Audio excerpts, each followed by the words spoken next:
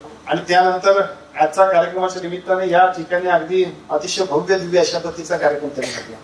मी विलासरावांना 2009च्या निवडणुकीपासून बघतोय. एक सामान्य कुटुंबातला सामान्य एक मुलगा, फक्त एक भारावलेला अशा पद्धतीचा तरुण, अशा पद्धतीची त्याची ओळख. मी आपल्या सगळ्यांना सांगू इच्छितो की राजकारणामध्ये खूप मोठ्या घरात जन्माला आला पाहिजे असं भाग नाही. राजकारणामध्ये खूप पैसे पाहिजेत असं म्हणायची काही गरज नाही. राजकारणामध्ये सगळ्या ताकदीवरती सरपंच निवडून येतोय किंवा माणसात मोठेपण मिळते अशातला भाग नाही. आमच्या जाधव मुलींचं सूत्र आहे, माणसात जावा म्हणजे माणसाला काय पाहिजे ते करते, शेतात जावा म्हणजे शेताला काय पाहिजे ते करते. मला असं वाटतं पहिल्यापासून विलासराव सातत्याने कामात असायचा. काहीतरी काम सांगत राहायचं. ते काम सांगत की मला असं वाटतं की इतक्या वेळा मी त्यांच्यावर चिडलोय, पण चिडलो तरी सुटतात परत त्याचं काम व्हायचंच. पण सरपंच साहेब सर अशी अवस्था व्हायची की त्याचं प्रत्येक काम हे फराळातला रस्ता व्हायला पाहिजे, फराळातलं हे अमकं काम व्हायला पाहिजे, हे लाईटचं काम व्हायला पाहिजे, हे आणखीन काय काम व्हायला पाहिजे. जे प्रत्येक सार्वजनिक कामासाठी झोकून देऊन ज्या पद्धतीने काम करत गेला, त्यामुळं आज बघितलं तर हा अथांग जनसमुदाय जमलाय. हा सगळा अथांग जनसमुदाय जो जमलाय तो विलासराव तुमच्या प्रेमापोटी जमलाय. तुम्ही ही माणसं मिळवलेत, प्रेमाने मिळवलेत असं मला हरकत नाही. बऱ्याच वेळा मोठ्या मोठ्या पुढाऱ्यांच्या माध्यमातून ही माणसं गमावली जातात. तर सामान्य कार्यकर्ता सुद्धा जर झोकून देऊन काम करायला गेला तर काय होऊ शकते त्याचं उत्कृष्ट उदाहरण म्हणून तुम्ही हे आज या ठिकाणी घेतलेला कार्यक्रम आहे किंवा याच्याही पूर्वी खूप चांगल्या पद्धतीने केलेल्या प्रत्येक कार्यक्रमातलं संघटन आहे. तुमच्याबरोबर तुमच्या सगळ्या सहकार्यांचं सुद्धा मनापासून अभिनंदन करावं पाहिजे. लक्ष्मण तिकडे आहे, सुरेशराव तिकडे आहे, काळामोडीची टीम ज्यांनी माझा आता सत्कार केला ते डेप्युटींच्या पासून सगळे लोक आहेत, भराड्यातले सगळे, डवरवाड्यातले सगळे लोक आहेत. या सगळ्या मंडळींनी सुद्धा ज्या ज्या वेळेला विलासराव हाक मारतात त्यावेळेला त्यांच्या हाकेला ओ देऊन आमच्या सगळ्यांच्या बरोबर सातत्याने पाठपुरावा करत गेले आणि त्या पाठपुराव्यामुळे या परिसरातले सगळी कामं होत होती. मला आठवतंय विधानसभेची निवडणूक आम्ही जिंकली ती रस्त्यांच्या कामावरती जिंकली. या मतदारसंघात रस्त्यांची अवस्था अतिशय वाईट होती, त्यामुळे साहजिकच त्याच्यासाठीची लढाई, कंदील मोर्चा, अमुक तमुक असं सगळं केलं. आणि त्यानंतर निवडणूक जिंकल्यानंतर एक पहिला मोहिते सर रस्ता हा ठरवता. खासदार मंडिक साहेबांनी त्यावेळेला, सदाशिवरावजी मंडिक साहेबांनी त्यावेळेला मुख्यमंत्री सडक योजनेतला मुख्य रस्ता आपला केला होता बाकाका. हा रस्ता जो होता त्या रस्त्याच्या पलीकडे इकडे रस्ते नव्हते.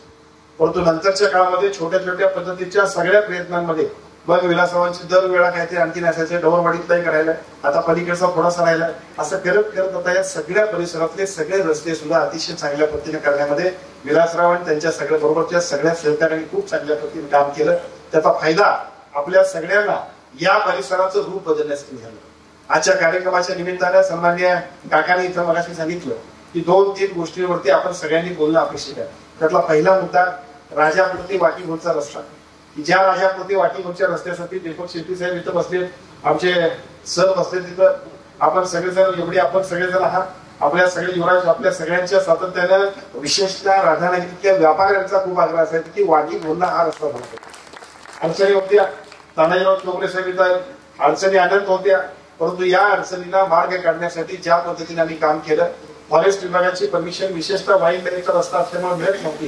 परंतु आता मला सांगायला आनंद होतोय की सेंट्रल गव्हर्नमेंटच्या NPWL कडे आपलं फाईल गेली, आपली EC क्लिअर, एन्व्हायरमेंट क्लिअरन्सची फाईल क्लिअर झाली आणि पुढच्या टप्प्यामध्ये याला जी काही परवानगी पाहिजे होती की जी परवानगीच मिळत नसल्यामुळे आपण फंड लावत नव्हतो, ती सगळी परवानगी आता आपण मिळवतोय की ज्याच्या माध्यमातून तो रस्ता सुद्धा इथून तो नितवल्याला जाणार रस्ता म्हणजे बाबा नांदेकरांच्या पर्यंत आमच्या हा जाणारा रस्ता डांबरीकरणाचा रस्ता आम्ही करणार आहोत.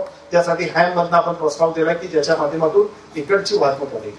आता ही वाहतूक वाढत असताना परत दुसरा मुद्दा आला, ज्याचा उल्लेख परत काकांनी केला की आपण आणि अरुणदादांनी सुद्धा केला की आपण या ठिकाणी परिसराचं चित्र आणि स्वरूप बदलायचं असेल तर टुरिझमच्या अँगलनं आपल्याला जे काही काम करायला पाहिजे त्यातला दुसरा टप्पा आहे काळामोडीची भाव. आज सुहासांना निंबाळकर दिसत नाही कुठं, परंतु मला असं वाटतंय की ज्या मागच्या वेळच्या भेटीमध्ये आपण सांगितलं, मी आपल्या सर्वांना सांगू इच्छितो विधानसभेच्या पहिल्या टर्म मध्ये मी जर काही काम केलं असेल तर या मतदारसंघातले सगळे रस्ते चांगले करायचे प्रयत्न केले आणि भाऊ आपण त्या सगळ्यामध्ये यशस्वी व्हावं. मतदारसंघातले सगळे रस्ते केल्यानंतर दुसऱ्या टर्म मध्ये लोकांनी मला विजयी केल्यानंतर मी दुसऱ्या टर्म मधला संकल्प केला की या मतदारसंघातले सगळे इरिगेशनचे प्रकल्प पूर्ण करायचे. आपण सगळे प्रकल्प पूर्ण करण्यामध्ये यशस्वी झालो. आता तिसऱ्या टप्प्यात आपण लोकांनी मला आमदार केले. आता मी तिसऱ्या टप्प्यात काय करायला पाहिजे तर या मतदारसंघातल्या पर्यटनाच्या सगळ्या संधी जेवढ्या आहेत तेवढ्या सगळ्या पूर्ण करायच्या. त्याच्या माध्यमातून सगळी दुनिया आमच्याकडे आली पाहिजे.